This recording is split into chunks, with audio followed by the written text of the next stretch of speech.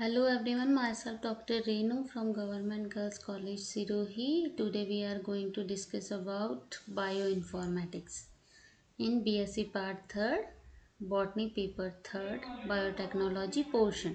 यानी कि आज हम जैव सूचना विज्ञान बायोइन्फॉर्मेटिक्स के बारे में अध्ययन करेंगे। जैव सूचना विज्ञान का एक सिंपल परिचय, जनरल इंट्रोडक्शन। जैव सूचना विज्ञान इस विषय की स्थापना के बारे में सबसे पहले पाउलिन होगेवेग और बेन हेस्पर ने 1978 को इसके बारे में थोड़ा सा विचार किया था और दुनिया के सामने बायो इन्फॉर्मेटिक्स के विषय को नए सब्जेक्ट को लेकर के आए थे। यानी कि बायो इन्फॉर्मेटिक्स के बारे में सबसे पहले जो हमें सूचना या जानकारी प्राप्त हुई थी वो 1978 में मिली थी।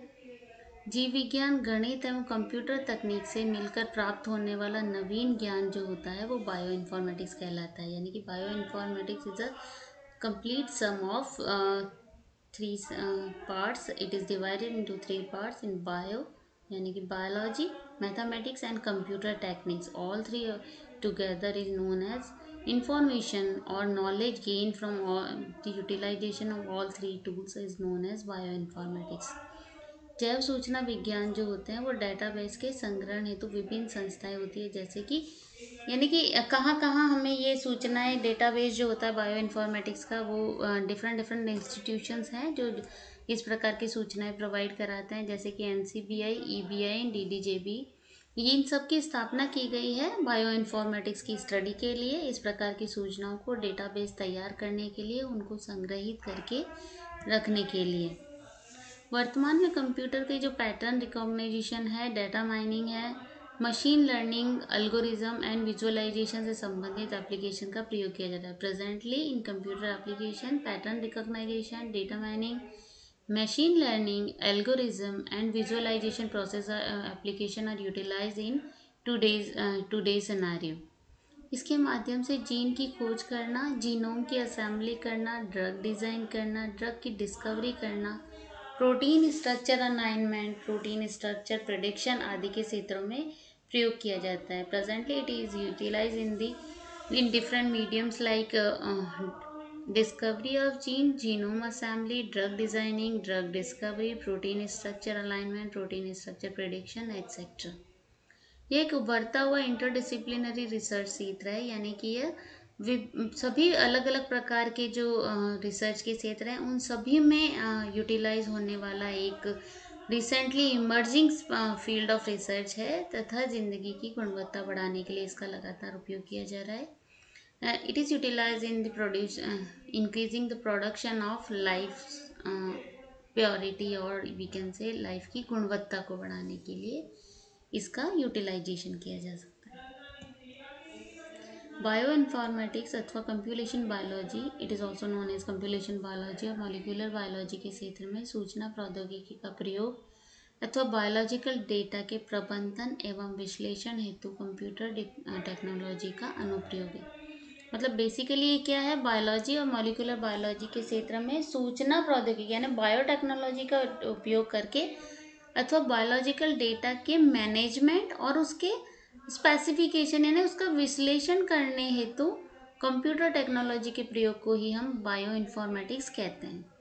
और बायो इन्फॉर्मेटिक्स का जो अंतिम लक्ष्य श्रृंखला है वो है संरचना, साहित्य तथा अन्य बायोलॉजिकल आंकड़ों में छिपी जैविक सूचनाओं को उजागर करके मानव जीवन के स्तर को ऊपर उठाना।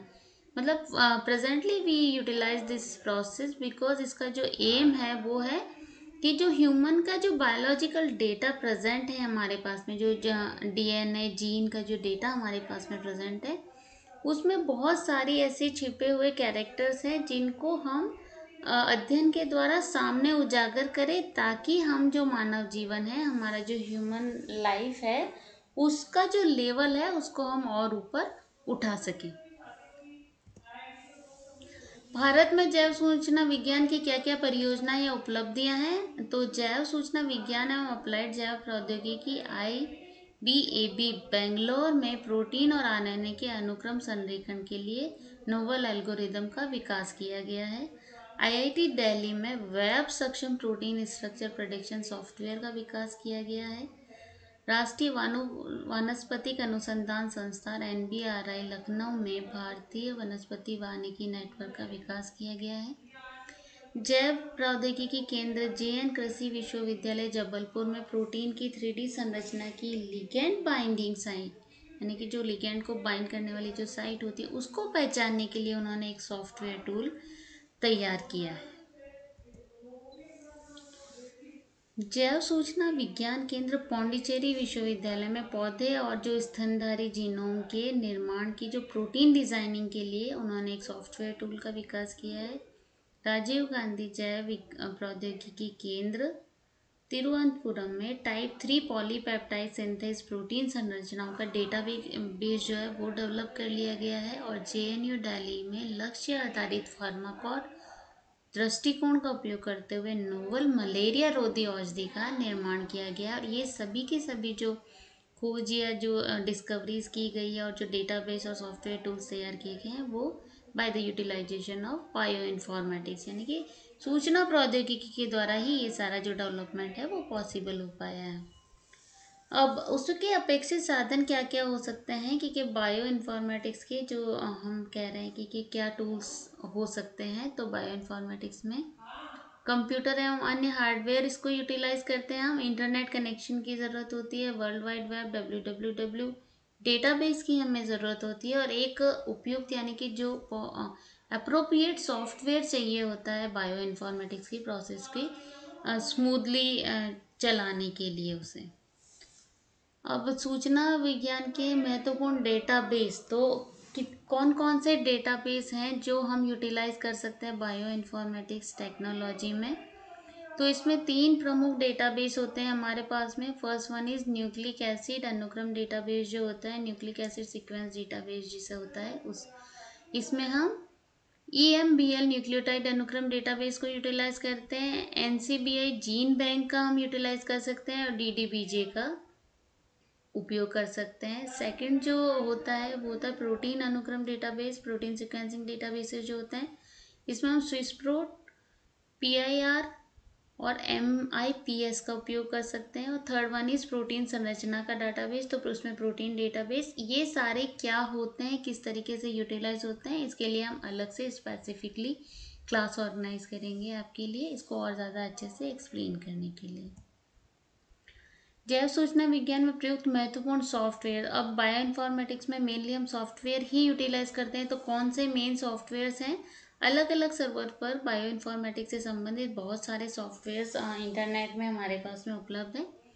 उनमें से कुछ जो मेन सॉफ्टवेयर हैं जिसमें है डाटाबेस सर्च के लिए WAIS का उपयोग कर सकते हैं। SF गेट एक सॉफ्टवेयर है जिसको यूटिलाइज किया जाता है। गेट एंट्री भी एक है, पबमेड और एंट्रेजेस, ये 5 जो हैं डेटाबेस सर्च इंजन्स हैं जो इंटरनेट पर प्रेजेंट है, बायो इन्फॉर्मेटिक्स के लिए सॉफ्टवेयर हैं। जैव विज्ञान सूचना विज्ञान में प्रयुक्त महत्वपूर्ण सॉफ्टवेयर में जो आगे की सर्च है उसमें होमोलॉजी सर्च के लिए होता है। इससे पहले का जो सर्च था वो हमने डेटाबेस सर्च बताया था। सेकेंड इज होमोलॉजी सर्च होता है जिसमें हम ब्लास्ट, फस्टा और स्मिथ वाटरमैन, ये 3 ऐसे सॉफ्टवेयर हैं जो होमोलॉजी सर्च के लिए यूटिलाइज होने वाले, बायो इन्फॉर्मेटिक्स में सबसे ज़्यादा यूटिलाइज होने वाले सॉफ्टवेयर हैं। थर्ड जो है वो सीक्वेंस एनालिसिस होती है, और सीक्वेंस एनालिसिस के लिए जो सॉफ्टवेयर हमारे पास में प्रेजेंट है इंटरनेट पर वो है DNA से amino acid, proscan, signal scan, proscan, signal scan, SPN, gene feature, ORF finder, TF search, motif, block, MEME, cluster AW etcetera, यानी ये सभी वो सॉफ्टवेयर्स हैं जो यूटिलाइज करते हैं बायो इन्फॉर्मेटिक्स में।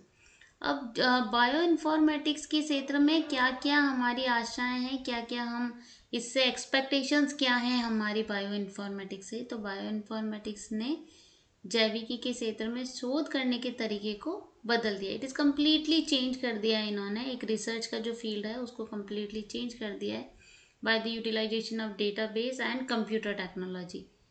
विशेष प्रासंगिकता के जैव सूचना विज्ञान में देश विशिष्ट मानव, पौधों और पशुओं के रोगों को समझने में, नई औषधियों की खोज करने में और उनकी प्रक्रिया में लगने वाले समय को इसने बहुत ज़्यादा कम कर दिया है, और जलवायु परिवर्तन की चुनौतियों को जानना जैसे नवीन मुद्दे इसमें शामिल हैं।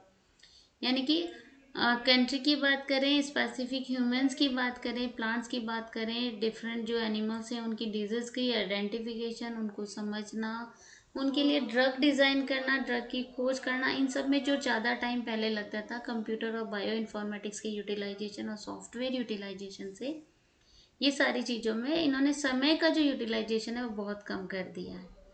प्रयोगात्मक अप्रोच के बजाय अब किसी भी शोध का प्रारंभ कंप्यूटर पर उपलब्ध डेटाबेस की उपयुक्त सॉफ्टवेयर द्वारा तलाश एवं तुलना से होता है। यानी कि पहले हमें ज़्यादा टाइम इसलिए लगता था क्योंकि हम प्रैक्टिकल बेस अप्रोच यूटिलाइज करते थे, कि पहले हमें प्रयोग करना पड़ता था, उसके जो रिजल्ट्स होते थे उसके अकॉर्डिंग हम अपना कंक्लूजन देते थे। बट अब हमारे पास ऑलरेडी कंप्यूटर में डेटाबेस प्रेजेंट है, हम उस डेटाबेस में अपना जो डेटा है उसको सॉफ्टवेयर को यूटिलाइज करते हुए अपना डेटा जब उसको प्रोवाइड कराते हैं तो वो हमें उसके लिए जो तलाश करके सर्च करके हमें जो अप्रोप्रिएट रिजल्ट्स होते हैं वो प्रोवाइड करा देते हैं।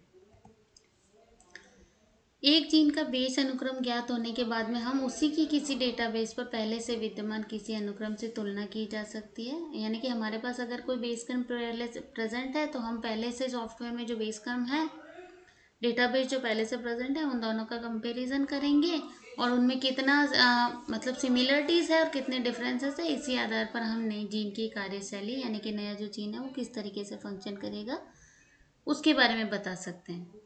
और बहुत सारे ऐसे इन्होंने एक परिवर्तन लाए हैं, बहुत सारी ऐसी आशाएं हैं जो बायो इन्फॉर्मेटिक्स के द्वारा फुलफिल की जा सकती है।